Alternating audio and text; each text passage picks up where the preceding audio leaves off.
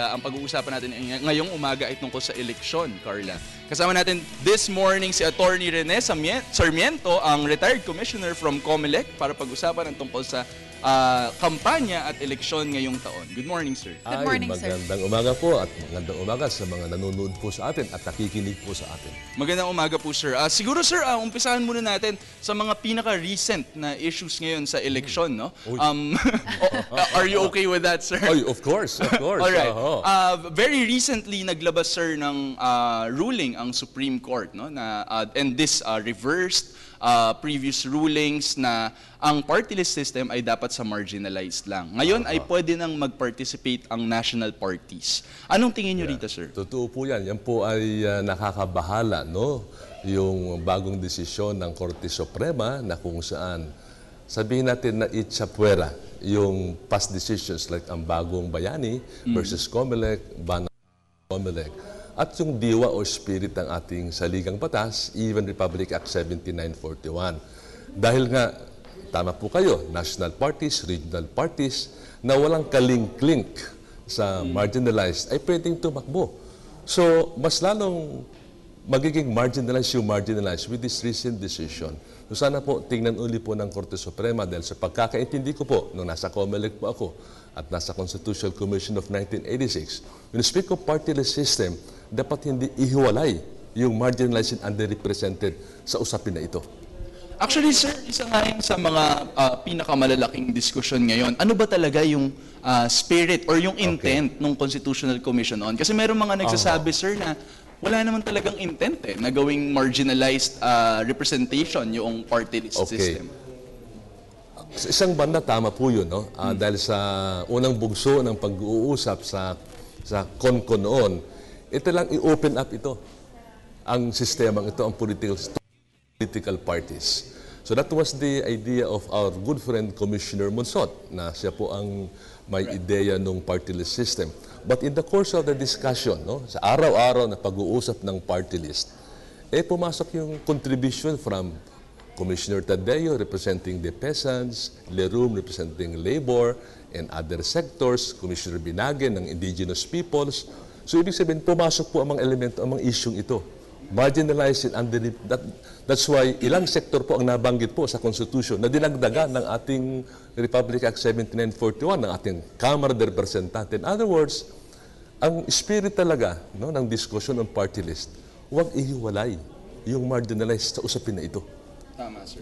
Okay. At bigyan ng representasyon, no? I guess. That's true po. Totoo po. Yes. Pero sir, speaking of party lists, marami rin nagtatanong, bakit ba isa lang ang pwedeng iboto? Oho. Kasi nga po sa ating saligang batas, 20% lang po, no, ang allotted for party list. Kasi regular congressman, district congressman po eh. So, ang napag-usapan namin talagang itong porsyento lang ito ang ibigay natin para mabigyan ng boses sila. So, para mapunang 20%, hindi pwedeng lahat. Kung 123 ang lalaban, 123 ang pipiliin mo. So, isa lang, at least may representation ang party list as a voice representing the marginalized and underrepresented.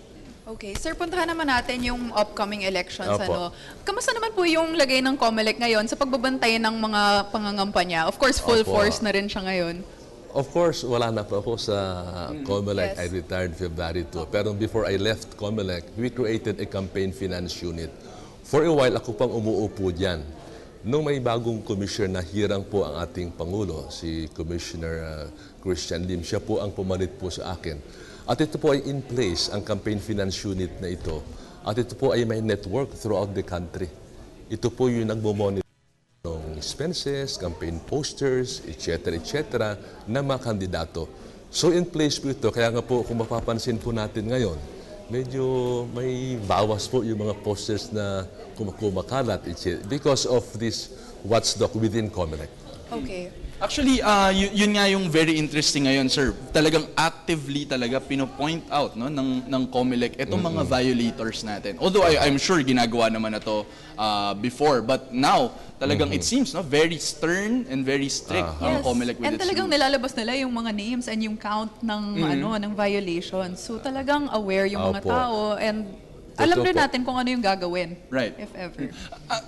What do you think of this, sir? Hindi kaya, sir, ang mangyayari naman dito ay yung mga kandidato na hindi naman talaga popular ay mawawalan ng paraan para ipakilala naman yung sarili nila? Well, sa pag-uusap namin, ito po ay isang malaking hamon po, no, sa ating mga kandidato. There are various creative ways of kumbaga, promoting, advertising yourself. Hamon po ito siguro sa ating mga kandidato na pagbutihin nyo. Be creative in campaigning. Yan po ang sagot natin na malilimitahan sila sa pangangampanya. And one of the creative ways na nakita ko recently, no, Carla, ay I don't want to comment on it, pero yung isa nating hindi may kakaila, nagkaroon ng kampanya rin yung simbahan, sir, no? Yes. Na merong team patay At team buhay. At team buhay. Anong tingin niyo rito, Well, sir, yan sa po ay nasa participation? Korte Suprema po yan. No? I don't want to comment on this case.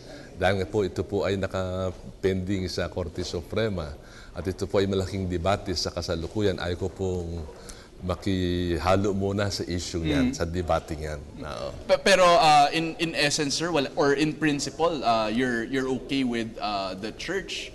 May dalawa pong issue nagtutunggalian po dito. Yung freedom of religion and freedom of expression. No? Right. Yes. At the same time naman, nandun naman yung why campaign only against a candidate. Baka unfair din naman yon. Dapat tingnan natin holistically, no?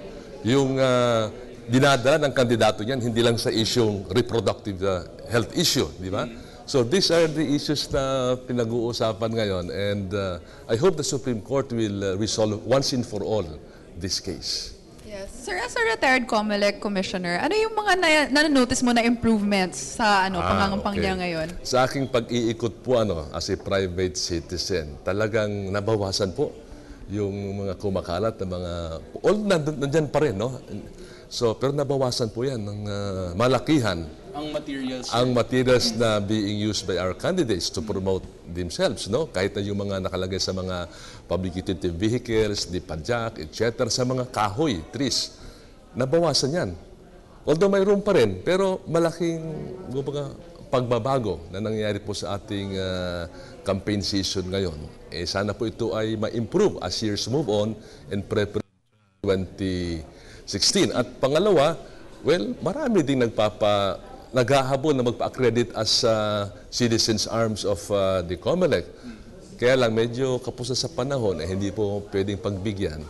But I think these are good signs po na I think we have to develop and further enhance in preparation for future electoral campaigns. And actually, Carla, what I really like dito sa nangyayari ngayon ay hindi lang yung gobyerno, pero even yung civil society talaga, as Sir said, even yung civil society ay tumutulong sa pag-regulate ng election violations. If you remember, meron pa rin hanggang ngayon, I think, malakas na kampanya yung anti-EPAL movement Yes, na gusto nila na hindi masyadong umiepal yung mga politiko natin sa mga pampublikong lugar. What do you think of this intervention, sir, ng civil society? Very, very positive po yan. Ako po ay nasa COMELEC. No? Ang pillar ko po, na-assign po sa akin nung ako ay nakaupo sa COMELEC, ay yung relationship with external stakeholders. Ito po yung civil society. Kaya nga po nangyari po yung empowerment of the persons with disabilities, of indigenous peoples, of detainees, even media voting, no? For the first time, magkakaroon po tayo. Because of initiatives of the COMELEC, through this pillar, itong relationship with external stakeholders. And sir, tama po ba, 3 na yung approved na civilian arms ng COMELEC ngayon? 4 po yan. 4 na, okay. PPSRV, NAMFREL, One Vote Movement, and CCARE na based po sa Mindanao. May mga humahabol po, but medyo kulang na po sa panahon. Okay, So pero most likely we're sticking to the 4. yes, pero maganda To the talaga floor. kasi nakikita natin na yung mga tao, gumagawa sila actively ng pagtutulong Right. para ma-achieve ng COMELEC ang goals nila. That's correct, Yes. Hazel. As a matter of fact, with or without Citizens Arm accreditation ng COMELEC, itong organization should move on, should help. Right. Education, no? Totoo po yan. No? At yung ginagawa po ng nyo ay helping our people Right, ng pag-cover ng iba't ibang mga nangyayari rin tungkol sa kampanya. Sir, siguro just to wrap it all off siguro, no.